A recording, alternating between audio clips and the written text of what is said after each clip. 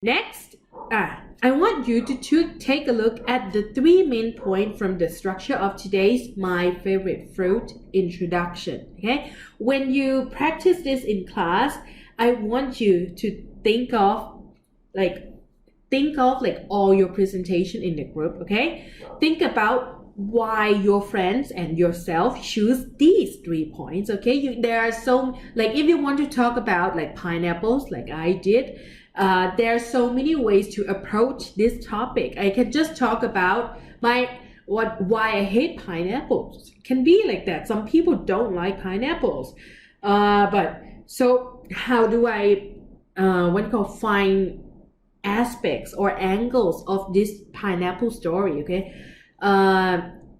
so if you consider it, you have to think about like the reason why this friend or that friend choose these 3 main points might be because they know they are going to talk with their friends. So if they talk about, oh friends, let's hear these facts, these numbers, oh we export like a lot of pineapples per year, of course your friends might have gone to sleep, okay, because they're all numbers.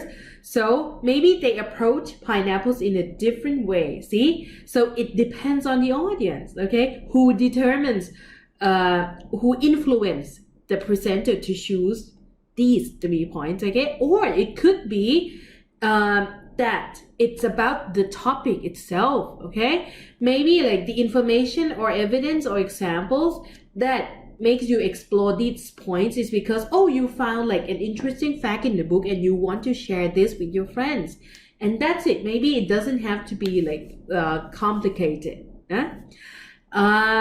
So choosing main points for the body, that is actually the most important step in preparing representation. Do you know why? Because that's like the core of your presentation. You can have like a interesting or unique way to open the presentation with your introduction. You could like make jokes, you can like, and at the end conclusion, you can like leave out like, oh, very interesting quotes that your people will say, ooh, you got many reactions, right? But if the inside, like the core, like the 3 main points of your presentation is, if the 3 main points are too weak, then like that's going to make your presentation weak. Even if you've got strong opening, strong conclusion, you also need a strong body. Okay, that's what determines like your score on the paper or your overall impression. Okay, so there's one technique, okay, to make the most out of your body. It's going to be harder to think of than introduction and conclusion, but it also takes more time, lots of time, because sometimes you don't know yet what you're going to talk about the pineapples, which aspect. So you have to do research, you have to brainstorm. That's the keyword for today. Okay, to find that information and then incorporate it into your presentation. Now, for brainstorm, what is brainstorming? Well, brainstorming is a kind of like, you put your thoughts down in paper, in chunks, in words, and then you try to find the connections between these points so that you got a product that makes sense to people, not just gibberish, not just pieces of information glued together. Okay, it's going to be, you have to stir it until all this information, these tidbits, these small facts becomes like whole. Okay, so like first you have to analyze the topic, of course. So think about anything and everything, okay? Even if it's just small thing, even if you think, oh, maybe it's not about pineapples, you found something, right? But at this first stage, just write everything down on the piece of paper or iPad if you have one related to the topic, okay? And then when you put all these words, you can differentiate it, you can categorize it, you can think outside the box in the process, okay? So maybe if you have to do reports about pineapples, of course, everyone's going to go to where? Wikipedia, right? When you write pineapple, and then you might think, oh, okay, Wikipedia, or you can see how they outline their information. Okay, maybe they talk about the history of pineapple, then like the benefits of pineapple. But actually, if you that's and then you list all these topics down, right? But if you just let yourself go, think outside the box, maybe you find out that, oh, actually my friend once said a joke about pineapples, and then you write it down and you think, oh, that's actually cool. I might use this as an opening statement, or I can use it to support like my second main point, for example. See? Who knows? It might be useful. Just write it down first, okay?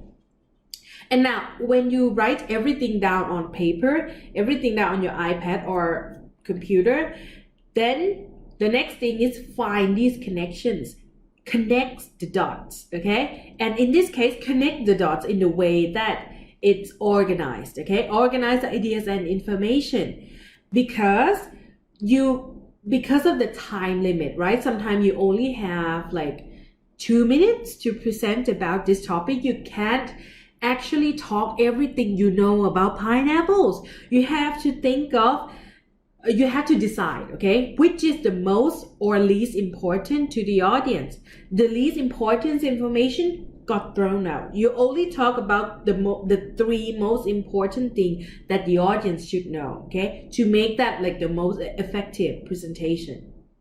So organize the ideas. Then when you organize it, then you're going to get a skeleton of the presentation now. The skeleton here means you've got like the basic, the structure to hold on to, but it's not the whole, it's not skin or blood yet, it's just skeleton, right? To make like it complete, you have to add blood, add skin, add bones. So you have to develop the ideas, okay? So think of what you know and what you need to know. So if your 3 main points, okay, you already write about the history of pineapples, types of pineapples, and the benefits of pineapples, but you know that as you write the history of pineapples, you think, okay, the audience really should know about this. But the thing is, you have never done research about pineapples before, right? But you feel that this is the thing that they should know. That's why it's the information that you need to do research and need to know first before you can do the body, because you can do the first main point. So go back, research first, okay? Find sources of information and the evidence first, because like when you talk about the history of pineapples, you can't just make it up, okay? You can't just say, oh, my grandfather invented pineapples. No one is going to believe you, okay? That's not going to support your presentation. Find the information, find the evidence of things you don't know so that you know, so that it's become something that you need to know, okay? And the last thing, solve challenges, okay? So one of the challenges, do you feel that for teenagers or especially your friends in class, they're restless. They want this class to end. They want like the clock to go very fast so that they can go home, so that they can find something to eat, right? So whenever you talk about technical information, do you see here? Whenever you use technical information such as scientific names, dates, numbers, of course they might feel they want to doze off. They are not interested in the numbers. Well, that's the challenge. Make it interesting, okay? So instead of just saying, okay, do you know that Thailand exported 3 billion tons of pineapples per year? Okay, maybe you are so into it, maybe your friends are not. It's okay. Maybe it's not through your words that they're going to be interested. Find infographic. Find infographic about pineapples. So at least your friend's eye can look at the visual aid and see those colorful graphs, colorful patterns to see, so the numbers aren't boring anymore. Okay? Find ways to make it interesting. Maybe do it in graphs do it in infographic style, or even do it as a GIF, okay, or animation to make that more interesting, okay. Now, these are the examples of mind maps, okay.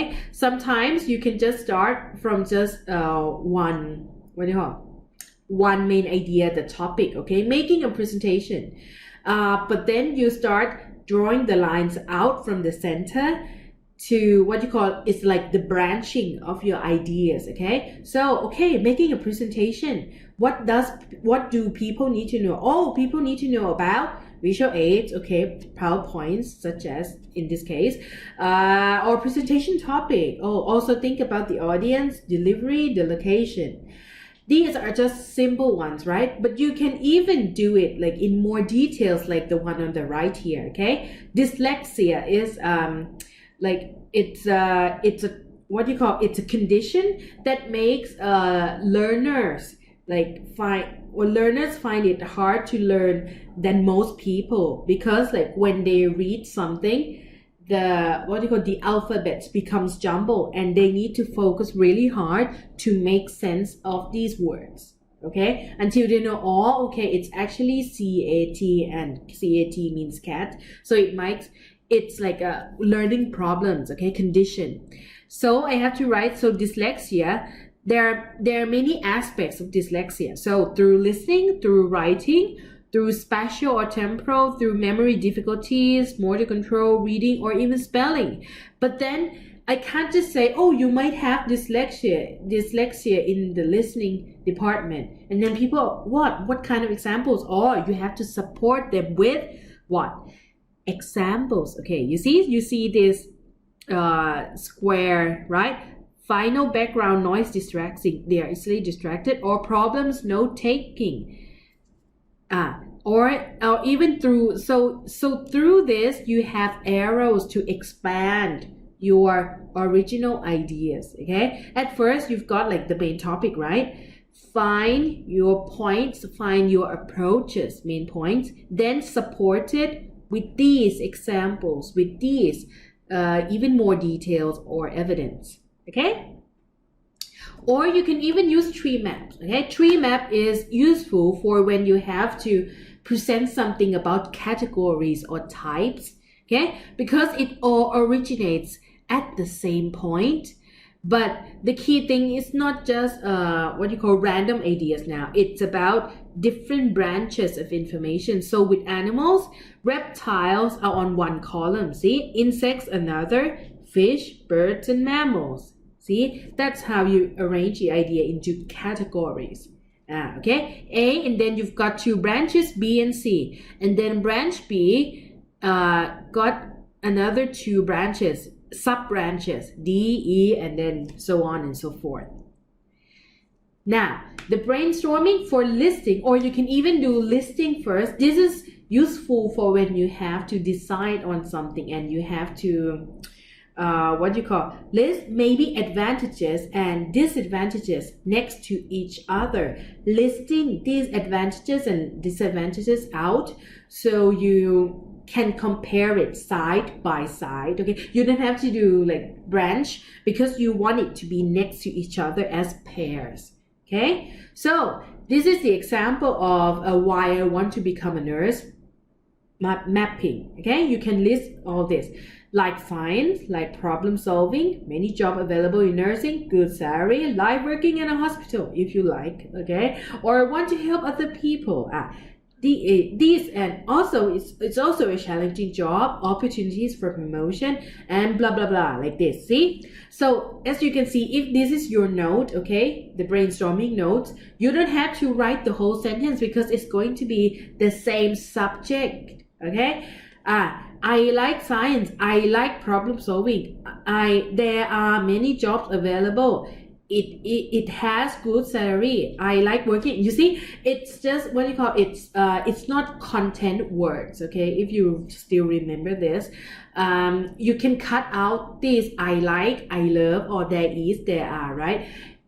Just use just put down the verb and the complement there. and it's already what you call, you already got the meaning, but when you do the presentation, when you speak out, just make it a complete sentence. Okay, now for the brainstorming practice, I want you guys in the group, this is going to be in class, okay, so be prepared. I'm going to let you in class practice brainstorming from your favorite fruit, okay, because you I want you, however you prepared your favorite fruit, okay, think about using 3 topics, okay, and 3 minutes for each topic. So from your group, right, you've got 4 or 5 people, pick 3 topics, pick 3, okay, from the 3 friends, and then each friend got 3 minutes, okay, to talk about the topics. Now, what can you say about these topics? Try to think about what do you know and what do you want to know, and why is this information important, okay? So think for at least 30 seconds before writing anything. So when you prepared, like if my favorite fruit is strawberry, okay, let's just say, and I prepared my practice, I prepared my introduction for the best strawberries in the world. Strawberry are the best, if that's my preparation, and then I prepared the greeting, rule of questions, structure. So think about, so now the thing that I have to practice now according to this prompt is that my 3 topics, okay, I said, like, I wrote it in my outline about the introduction outline that I want to talk about the color of strawberry, why red is appealing to humans' eyes. I want to talk about the sweet taste of strawberry because it's not sweet like honey. There are sourness in it, but that's actually what makes it delicious. And lastly, I was going to talk about maybe the seeds outside, okay, and like the texture, like it's not too ripe, okay, it's not like mango, sticky rice and mango, that's too soft for me. So strawberry is like a firm texture yet easy to chew. Okay, so I might want to talk about 3 things. So right now I have to think, okay, what do I know about the color of strawberry? I know that it's red, that's it, but what do you want to know, right? But maybe actually I want to know why it's red. Why does it have to be red? Why don't we have orange strawberry? Oh, why don't we have like blue strawberry? Why? So I have to do some research more. Okay, so think about it. Think about the things you already prepared and talk in groups. Okay, for this one, this is your preparation, okay? I'll first talk about the assignment that is going to happen in week 5, not next week, okay? I repeat again, not next week. The assignment will be graded in week 5, okay? A visual message is 15%. Now, for this, a group of 4 to 5 people, if you're still having trouble with arranging the groups, come talk to me, okay, in class.